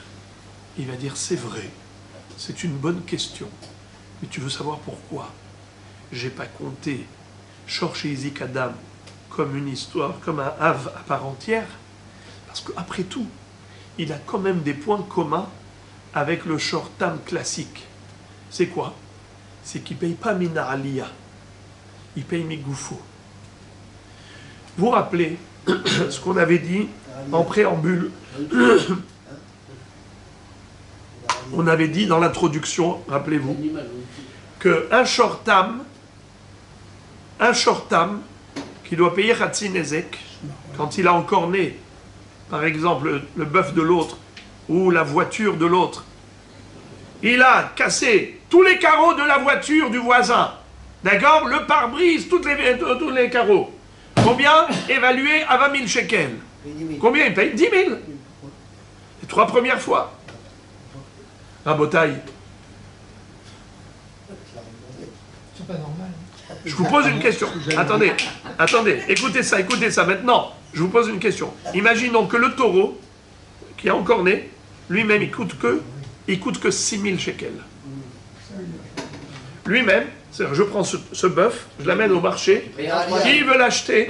Combien on paye? Le taureau, il comprend. À quel prix il est vendu? À 6 000 shekels, par exemple. D'accord? Que 3 000. 6 000 shekels. Il va payer jusqu'à 6 000 shekels, le prix du taureau. Bravo. Plafonné. On avait dit le plafond. Rappelez-vous le plafond. Ça s'appelle Migoufo Meshalem.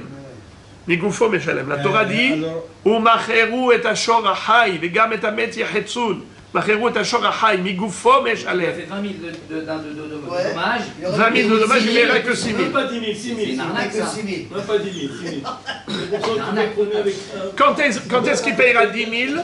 Quand est-ce qu'il payera 10 000? Que si le taureau lui-même, il vaut au moins 10 000. C'est pas normal. Vous pouvez être émotif, ça ne nous dérange pas. Nous, on parle de la halakha. Donc la halakha, elle est Migoufo Meshalem. Ok? Alors maintenant, c'est comme ça. Il paiera que 6 000. Maintenant, je vous pose une autre question. Pour pousser, Rabbi Nissim, je poussais votre émotion au maximum. Imaginons maintenant le taureau en corner, il s'est sauvé dans la prairie, il a disparu complètement, on ne le retrouve plus. On paye plus rien. Il paye pour rien. Vous avez dit on paie rien il y a 2 jours. Rien, bravo. Voilà. Donc vous étiez là, Hazak. Alors, maintenant, il ne paye rien du tout. Pourquoi? Parce que ça s'appelle Migoufo Meshalem. C'est quoi Migoufo Meshalem? On paye que par rapport au corps de l'encorneur. Cours après lui. Bon, après, moi, c'est- בסדר? יעבדוך עמים וישתחוו לך לאומים, השם הוא בן C'est ישראל une מצוות. logique très spéciale. Hein. Oui. Alors, Rabotai, Il n'y rappelez-moi a les... plus de logique dans ça. c'est-à-dire- Oui, exactement. Il y a 3 spécificités. Quelles sont les 3 spécificités du shortam? Primo, il paye que Ratzinezek. Secondo, il paye que Migoufo. D'accord? Ça va bien. Et tierso, s'il n'est pas là, Bichlal, Zéro. il ne payera rien. D'accord? Alors maintenant, écoutez quelque chose. Comment s'appelle le contraire? Quand on dit que c'est seulement le shortam qui est Meshalem Migoufo. Mais un shor mourad, par exemple, il est Meshalem, imaginons le shor mourad, il a disparu. Ou le shor mourad, il ne coûte pas la valeur du dommage. D'accord? Est-ce que on est plafonné? Non. Non! Bravo! Si le shor mourad a disparu, est-ce qu'on est limité? Son propriétaire, il paye. Il paye! Comment ça s'appelle quand on paye dans tous les cas de figure? Quand on dit que dans tous les cas de figure... Nas. Comment? Veraya. Bravo! Hazak ou Baruch. Il paye mina aliyah. Ça s'appelle mina me'oulé. C'est un dédommagement me'oulé. Il paye Il n'y a pas bien. de limite. Il paye bien. Mina me'oulé chez bin Chassan. Il payera. Mina aliyah, ça veut dire mi beto. Il apportera l'argent de sa maison, de son compte en banque. Il va ouvrir le portefeuille. D'accord? Ça s'appelle mina aliyah. Alors, c'est quoi le contraire de migoufo? Mina aliyah. Le contraire de mina aliyah, migoufo. Alors maintenant, écoutez ce que dit Rabbi Akiva comme paradoxe. Selon Rabbi Akiva, un shortam qui endommage l'argent d'autrui, c'est-à-dire le taureau d'autrui. Il va endommager la voiture de l'autre. Quel est le din? Il paye combien? Hatsi nezek. D'accord? Même Rabbi Akiva en convient? On est d'accord. Maintenant, quel est le din? Selon Rabbi Akiva, un shortam qui est mazik adam. Chalem. Même les 3 premières fois? Oui. Hazak ou Baruch. Maintenant, je vous pose la question. En général, quelle est la différence entre shortam et shor mourad? Premièrement, c'est que shortam paye que Hatsi Nezek et shor mourad il paye Nezek Shalem, plein pot. Quelle est la deuxième différence? Pourquoi? Pour l'homme aussi? Non, je parle de stam, en général. En général. Dites-moi quelle est la deuxième différence? Première, deuxième, troisième. Non, à part le Hatsi Nezek des 3 premières fois. C'est du simple double. À part ça, on l'a déjà dit. Il y a Goufo alors. Bravo! La deuxième différence entre shortam et shor mourad, c'est que shortam meshalem migoufo et shor mourad meshalem min aliyah. Qui peut m'expliquer encore une fois c'est quoi cette histoire? C'est qu'on est plafonné, on est limité à la valeur du taureau en corner. Si par exemple il a disparu totalement, quel est le din s'il a disparu totalement? Il ne payera rien. Dans quel cas? Mais oui. Un shortam qui encorne un autre shor. Il ne payera rien. Sauf d'après Rabbi Akiva. Sa valeur. Sa valeur. Et s'il n'a pas de valeur parce qu'il a disparu, Rien. eh bien il ne payera rien. Rien Sauf de- d'après Rabbi Akiva. Je parle pas de shor chez Nagar Adam. Je parle d'un shor qui a été au guerre shor. Ah, ok, d'accord. Ou un shor qui a été au guerre Mechonit. Mais Rabbi Akiva va dire qu'un shor tam, même les 3 premières fois, où il blesse un homme, s'il encorne un être humain, Rabbi Akiva va dire qu'il payera Nezek Shalem. Alors je vous pose la question. Est-ce qu'il payera ce Nezek Shalem Migoufo ou Mina Aliyah? La logique veut qu'il paye Migoufo. Non mais qu'il paye Mina Aliyah. Minaria.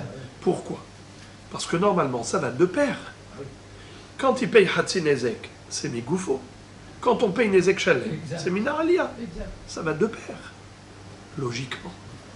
Eh bien, Nagmara va dire Tavré Rabbi Akiva l'exiser.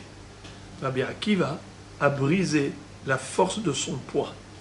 Ça veut dire, quelqu'un qui ferme le poing, le coup de poing, Plus fort. il vient avec la force du serrage du poing.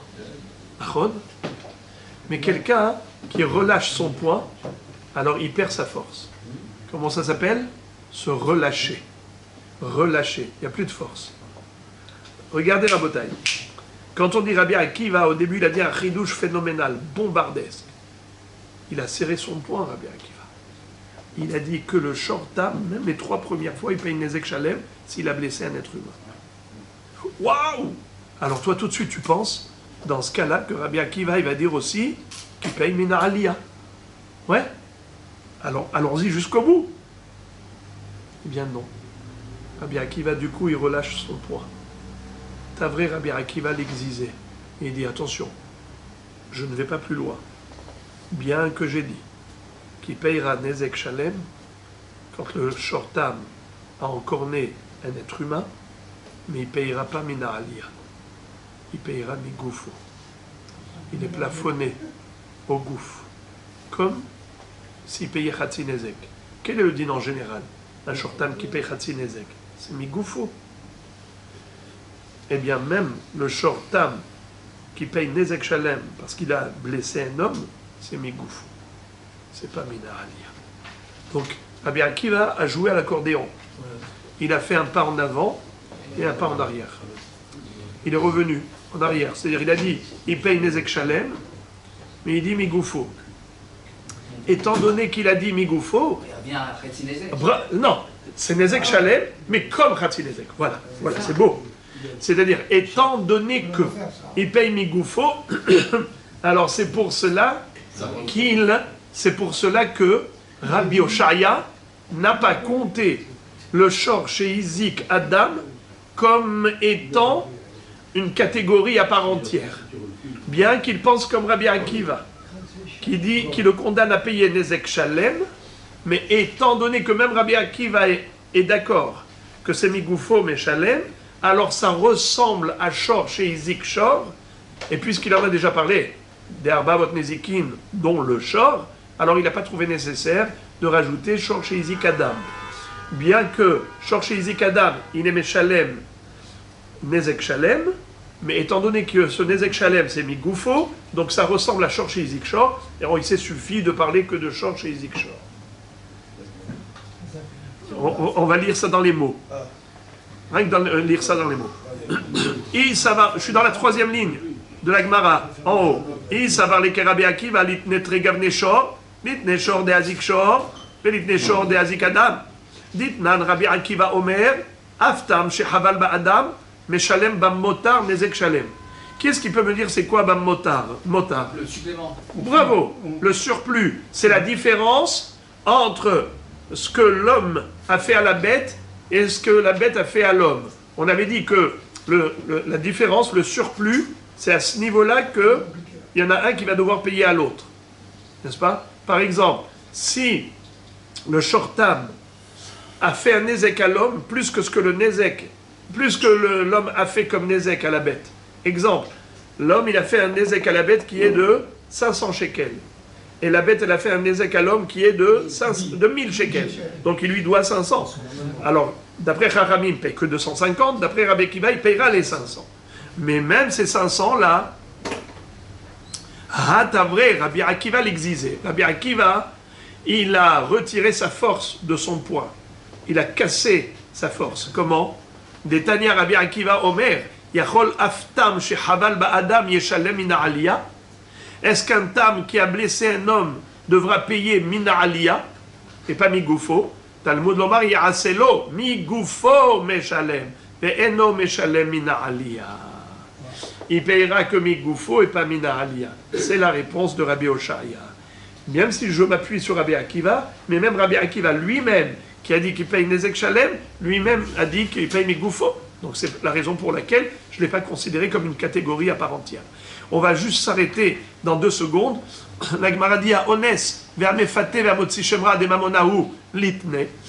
Pourquoi toi, Rabbi Oshaya, t'as pas compté le violeur, le séducteur, le Motsi Shemra, tout cela, c'est quelqu'un qui endommage l'autre. Donc il paye en tant que Mamona.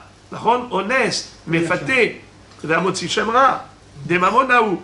La Gemara dit, Litne, pourquoi tu ne l'as pas cité? Il te répond, Voilà la réponse. Manafshar, de deux choses l'une. Itzahar, tanale. Iboshet, tanale. Ipegam, hainu nezek. Maitlach le memar, knasa, biknasa lo kamaire. Il dit, Les classes. Pour les enseigner. Non, ça dépend de quoi. Ça va être il a dit, sache que le violeur, par exemple, il doit payer pour la souffrance physique qu'il a causée à cette pauvre jeune fille. Ça s'appelle tsar. Il dit tsar, j'en ai déjà parlé. J'ai bien parlé des 5 dommages, des 5 indemnités que l'agresseur doit à l'agressé. Il lui doit nezek, tsar, ripouille, chevet, bochet. Donc, si par exemple tu parles de tsar qui lui a causé à la jeune fille, j'en ai déjà parlé. Ça c'est une souffrance physique, ça c'est une souffrance physique. Alors ne me pose pas de questions. Tsar, atanale. Ibochet, tanale. Si c'est l'humiliation qu'il a causée à la jeune fille, c'est déjà fait, j'en ai parlé aussi. Ipegam, hainu nezek. Si c'est la réduction de valeur, Rabotaï, comment on peut parler d'une réduction de valeur d'une fille violée? Elle vaut 200 au début, après elle vaut 100. Comment Elle a plus les bitoulim. Et comment on calcule ça? Par rapport à ses bitoulim. Dans le marché des esclaves, comment on fait ça? Non, c'est pas Eh bien, dans le marché des esclaves, imaginons un Adon qui avait un Revet Kenarani. Il veut offrir à son Revet Kenarani qui est sympathique, lui offrir une jeune fille, une Shifra Kenaranite. Alors, il y a des Shifra Kenaranite vierges qui sont vendues au marché, il y a des Shifra Kenaranite non vierges vendues au marché. La vierge, elle coûte plus cher que la non vierge. Eh bien, c'est ça le prix de la virginité. Parce que comment tu calcules une virginité? Comment tu calcules? J'aurais dit 100 et 200 par rapport au mariage. Mais comment vous calculez? Ah, Ben voilà. c'est sympa ce qu'il dit. Par rapport à la ketouba. Et ça, c'est que la ketouba. Mais ils n'ont pas Mais pas les chevaux. on voit ça dans Tuvot. La Ah oui, Bétoula, ah elle vaut oui. 200 et la C'est vrai. la Bétoula, elle fait 100. C'est vrai. Mais la Gemara nous dit que comment on calcule cela, c'est par rapport au prix du marché. Maïtlach les Memar, Knasa. Qu'est-ce qui te reste encore à dire que je n'ai pas cité moi? C'est le Knas. C'est quoi? Les 50 shekels que doit le garçon au père de la jeune fille. Le Onès et Mefaté. Ou les 100 shekels que doit le Mossi Shemra. Il dit ça, Des mamonao. ça, c'est pas Mamona, ça c'est Knasa. Et je t'ai déjà dit que moi je parle pas des Knasot. Dans mes 13 dommages dont j'ai parlé dans ma liste, c'est que des Mamonotes. Je parle pas des Knasot. Donc les 50 de Onès et Mefaté et les 100 du Mossi Shemra, moi je n'en parle pas parce que c'est que des pénalités ça. Et si tu parles du Nezek, du Tsahar, du Bochet, eh bien j'en ai parlé aussi. Quelle différence si c'est un Nezek ou Tsahar ou Bochet d'un homme à un homme ou d'un homme à une fille? Après ça, il lui dit Amtame Vamdamea Vamnaser, des Mamona ou Litne. Pourquoi tu n'as pas cité celui qui a rendu impur la terouma du Kohen? Celui qui a mélangé la terouma avec du Houlin à son voisin. Menaser, celui qui a mélangé, pardon, celui qui a fait une libation de vin avec le vin du voisin. C'est une amende. Des mamonao. Ça, c'est Mamona, c'est une perte d'argent. Litné, c'est Mamona. C'est le capital. La Gemara répond, Rabbi Ocharia répond, Manafshar, de deux choses l'une. Iezek Shelonikar Shmeezek, Atanale Nezek. Si tu considères que même un dommage invisible s'appelle dommage, et donc il faut payer un dédommagement, parce que Hezek Shelonikar, Nikra Nezek, Shmehezek, répétons la phrase en araméen, elle est forte. Hezek Shelonikar Shmehezek. Un Nezek invisible s'appelle Nezek. Alors, voilà, j'en ai déjà parlé, le Nezek. J'ai déjà parlé de Nezek. Et si tu me dis que Hezek Shenonikar Losh Mehezek, avalek Nasa. Et si tu me dis que ça ne s'appelle pas dommage, un dommage invisible n'est pas considéré comme un dommage classique, alors pourquoi est-ce qu'il faut payer? C'est juste une pénalité. Metame, Medame, Armenaser, c'est des Nezakim invisibles. Pourquoi il faut payer? C'est des Knasot. Alors si c'est des Knasot, moi j'en parle pas. Alors la Gemara dit, Lima kasavar abihia ezek shenonikar lo shme ezek, de ishme ezek atanale nezek. Alors la Gemara dit, dans ce cas-là, on pourrait affirmer avec certitude que Rabbi Hiya considère un nezek invisible comme étant un knas. Ça veut dire la pénalité qu'il faut payer, parce que c'est sûr que c'est pas un nezek. Car si c'était un nezek, il a déjà dit nezek. Donc pourquoi il a compté séparément Métamé, Médamé, Amenaser? Forcément, c'est un Knas. La Gemara dit non. On peut très bien dire qu'il considère que c'est Mamona. Et pourtant, il a cité séparément. Pourquoi? Tana Ezeka de Min Kera et Tana Ezeka de Lomin Kera. Rabbi Hiya a voulu détailler. Et il a voulu parler que de Mamona au niveau de Métamé, Médamé, Amenaser seulement. Il a voulu nous dire que pas seulement pour un Ezek visible, il faut payer un dédommagement, mais même pour un Ezek invisible, il faut payer un dédommagement. C'est pas qu'il considère que c'est un Knas. Fort possible que Rabbi Hiya considère qu'on est Métamé, Médamé, Amenaser, ça s'appelle Mamona. On est Hayav même pour un Ezek invisible. Seulement, il a détaillé séparément, bien qu'il avait déjà cité Nezek, parce qu'il y a Nezek pour un dommage visible et un Nezek pour un dommage invisible. Alors on va s'arrêter là pour l'instant.